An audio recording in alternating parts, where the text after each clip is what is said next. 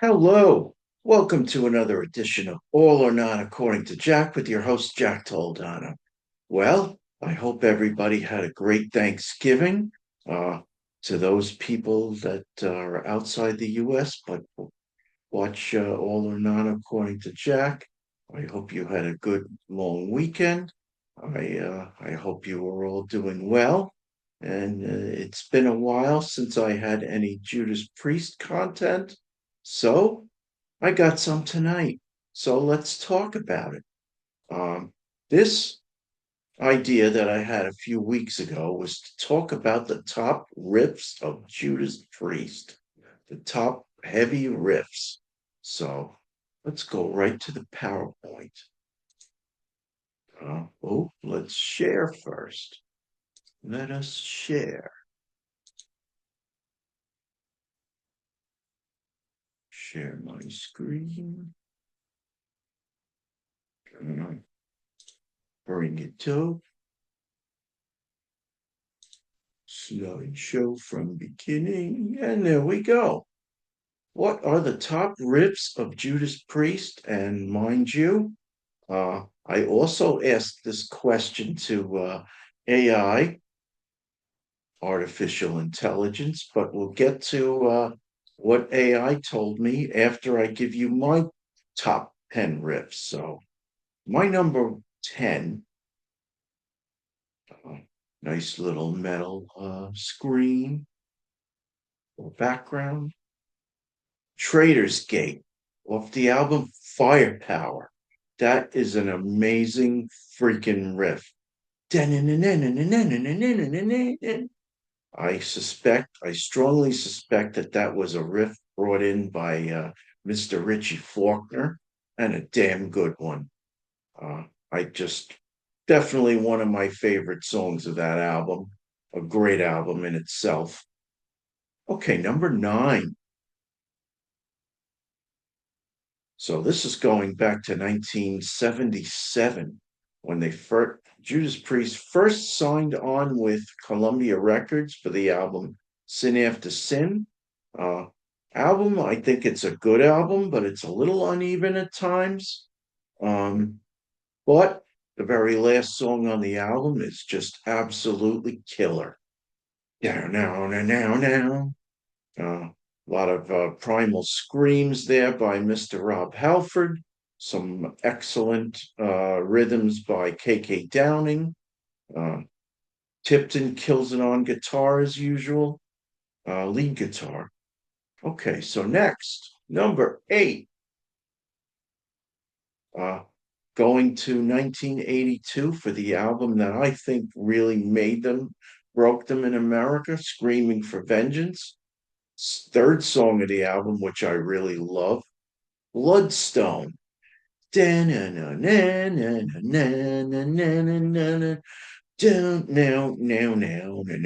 Now, now. Excellent, excellent riffage on that song. Simple lyrics, but excellent, excellent song. Sadly, the only time they played it for me was when I saw them on that tour. Great, great tune. Okay, number 7, The Rage. Uh, Also some excellent bass riffs by Mr. Ian Hill. And then it gets to down now, now, now, now, now, now, now, now, now. I gotta tell you, I wish they had more bass riffs. They basically relegated him to the background. Maybe Ian's okay with that, but you know what? Nothing but some. I love some good bass. That's uh, that's up front in the production, similar to what Iron Maiden does with Mr. Steve Harris. But yes, love it. Excellent, excellent tune. There are other great ones on British Steel, but this is the one that I want to recognize here. Number 6, Saints in Hell. So later on, you'll see that somebody else agreed with me on that. I was so freaking glad when they added this to the set list the Firepower set list going back to 2018 when I saw them in March of 2018. Excellent, excellent hidden or deep track, but they brought it up to the forefront. Uh, Sadly, Rob didn't introduce it to the crowd like I had hoped he would, but still, hearing it on stage, freaking fantastic. Okay, number five. Now you get to my top five. Painkiller itself. What else can I say? Down, down, down, down, down, down, down, down, down, down. Throughout the song, uh, killer leads by Mr. Glenn Tipton, who incorporated some sweet picking into his playing. Freaking fantastic. Okay, number four. Running Wild. This is a song. So when I first got into Judas Priest and I first bought the album Unleashed in the East, that was actually the first album of theirs that I bought. Uh, Song number two, that just lightning riff by Tipton just kills it every time. So catchy. Excellent. Less than a 3 minute song, but Tipton pen tune just kills it for me every time. Okay. Oh, and they brought that back for that 2018 show that I saw at Nassau Coliseum. Okay, number three. What have we got? Tyrant. This has always been a favorite of mine. That again really caught on for me on that album. Unleashed in the East is when that Unleashed is what really introduced me to that back catalog, and in particular, Sad Wings of Destiny, and that frantic riff, those great leads. Tipton kills it once again. Okay, number two. Uh, I think you're gonna really like this one. The Sentinel. Let me move myself to the other side of the screen here, like that. Down, now, now, now, now, now, now, now, now. Now, now, now, now, now, now, now, now, now. Oh, excellent throughout the song. Just freaking love it. Okay, so that brings us to number one. Again, I was introduced to this riff on Unleashed in the East when I bought it back in, I guess, late 1979, early 1980. Victim of Changes.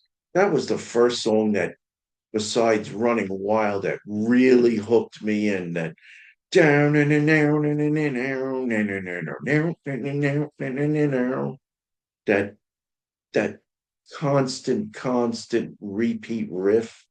Uh, I know KK Downing has some more extended leads on Victim of Changes, which when I saw KK's Priest, was it last year?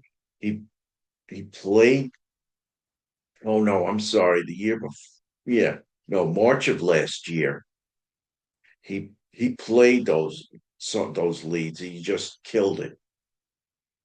So shows that KK himself is a very accomplished player as well. Proud of you, Mr. Downing. So that's Victim of Changes, my number one. Okay, so I asked the question to AI, and this is what AI gave me. Okay, gotta move myself again. Just move myself up a little bit.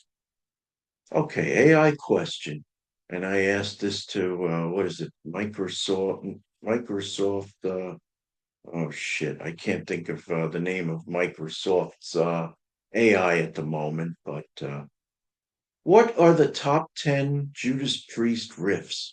So, answer, here are the 10 of the most iconic Judas Priest riffs that defined heavy metal's evolution. Electric Eye, Painkiller, which I agreed with. Breaking the Law, which a song that I like, but it's too played out. Victim of Changes, I agreed with. Hellbent for Leather would have been an honorable mention for me.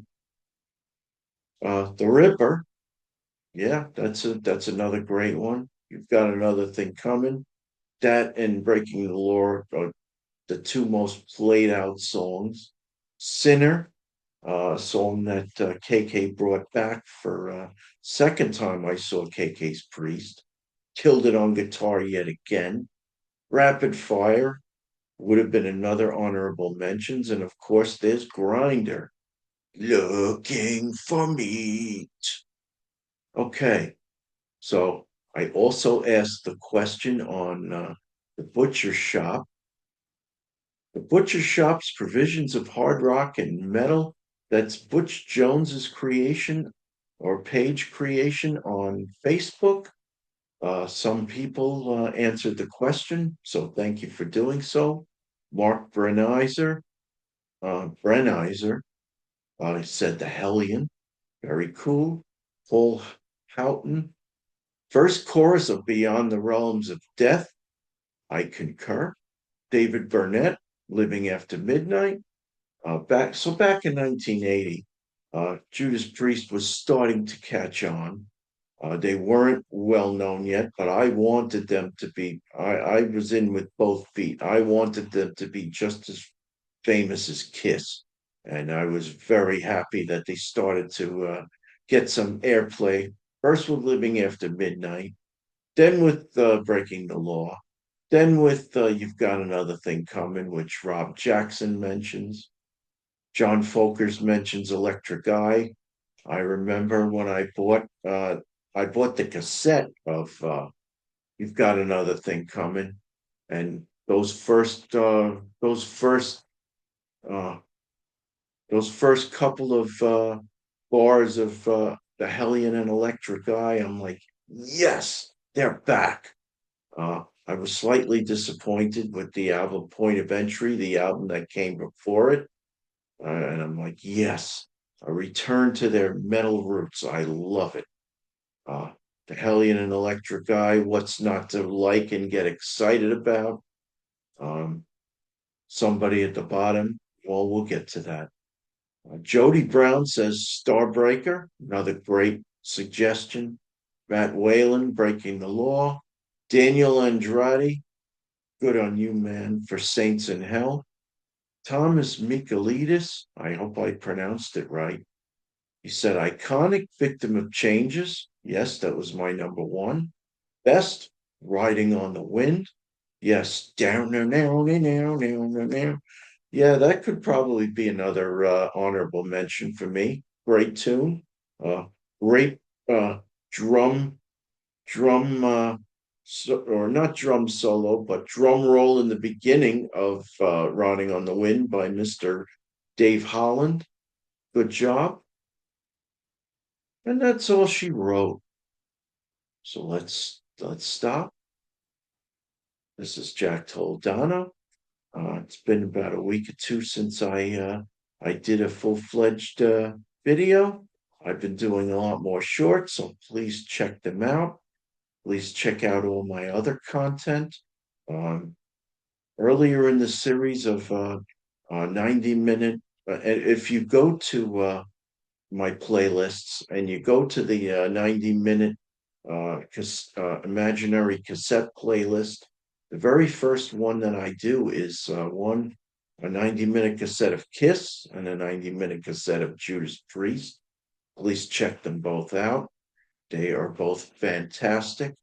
They're both my statement for how much I love both groups and songs I would put out there for beginners to check out. Um, some deep tracks in both, some famous ones. So please check them out. Jack Toledano, all or not according to Jack. Be well, and we will talk soon.